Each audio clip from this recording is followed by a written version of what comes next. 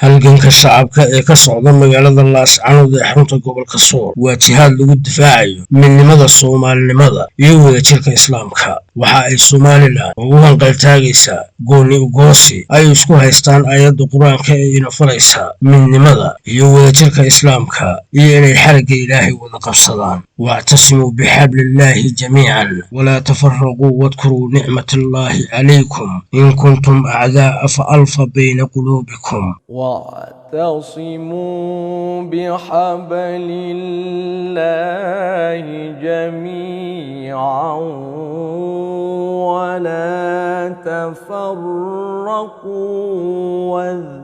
واذكروا نعمة الله عليكم إذ كنتم أعداء فألف بين قلوبكم فاصبحتم بنعمته إخوانا وكنتم على شفاء حفرة من النار فأنقذكم منها كذلك بين الله لكم آياته لعلكم تهتدون. sidaas daraadeed ma aqbalayaan qabiil gooni u goosata ah oo ku mashquulsan tafaraaruqa islaamka dhaawacayana midnimada ummadda Soomaaliyeed. waa ayaan daro in mas'uuliyiintii qaranka Soomaaliyeed ay halganka shacabka SSC ku sifeeyeen rabshado.